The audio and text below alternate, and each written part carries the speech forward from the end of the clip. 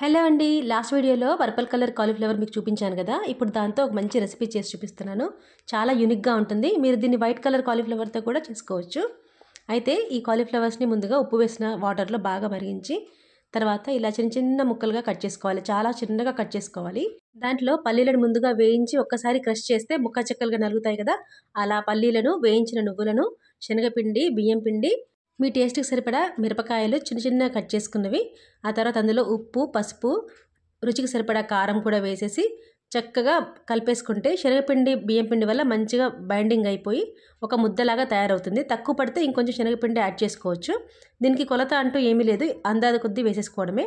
అయితే ఇలా వేసుకొని చక్కగా ఒక పిండి ముద్దలా కలిపేసుకొని పక్కన పెట్టేసుకొని ఆ తర్వాత ఒక ఫ్లాట్ సర్ఫేస్ మీద కొద్దిగా ఆయిల్ రాసేసి చక్కగా ఆయిల్ అంతా అప్లై చేసేసుకొని కొద్దిగా పిండి ముద్దను తీసుకొని చక్కగా ఒక మందంగా రొట్టెలాగా నొక్కేసుకోవాలి. ఇలా నొక్కేసుకున్న దాని మీద ఇంకా కొన్ని మీకు నచ్చితే పల్లీలను, నువ్వులని కానీ వేసేసి దాని మీద అద్దేసుకుంటే తినేటప్పుడు టేస్ట్ బాగుంటుంది. తర్వాత నైఫ్ తీసుకొని చక్కగా ఘాట్లు పెట్టేసుకొని మీకు నచ్చిన షేప్లో కట్ చేసుకోండి. ఇలా కట్ చేసుకున్నప్పుడు తినడానికి ఈజీగా ఉంటుంది, సర్వ్ చేయడానికి కూడా అందంగా ఉంటుంది.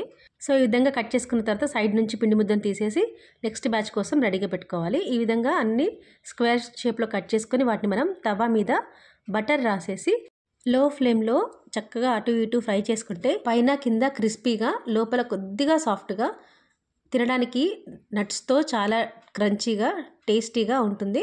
అంతేకాకుండా దీంట్లో మనము కాలీఫ్లవర్ వేసామని చెప్తే కానీ ఎవరికి తెలియదు. దీనిని మీరు వైట్ కాలీఫ్లవర్తో కూడా చేసుకోవచ్చు, బ్రాకలీతో కూడా చేసుకోవచ్చు. ఇలా నేను పర్పుల్ కలర్ కాలీఫ్లవర్తో చేశాను కదా. సో ఈ విధంగా చక్కగా రెండు వైపులా కాల్చుకొని మనం సర్వ్ చేసుకుంటే బటర్ టేస్ట్ కూడా చాలా బాగా వస్తుందండి దీంట్లో. సో మీరు ఇలా ఒకసారి ట్రై చేయండి తప్పకుండా.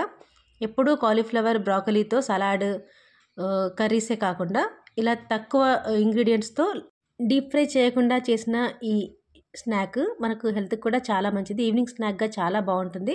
దీనిని మనము షెజ్వాన్ సాస్తో కానీ టమాటా సాస్తో కానీ సర్వ్ చేసుకుంటే చాలా టేస్టీగా, పిల్లలకు కూడా బాగా నచ్చుతుంది. ఇందులో నువ్వులు ఉండటం వల్ల కూడా మనకు హెల్త్కి చాలా మంచిది. సో ఒకసారి ఇలా ట్రై చేయండి. మీకు ఈ ఐడియా నచ్చినట్టయితే లైక్ చేసి, షేర్ చేసి, కామెంట్ చేయండి. తప్పకుండా సబ్స్క్రైబ్ చేసుకోండి. ఎలా అనిపించిందో కామెంట్లో చెప్పండి. Thank you for watching.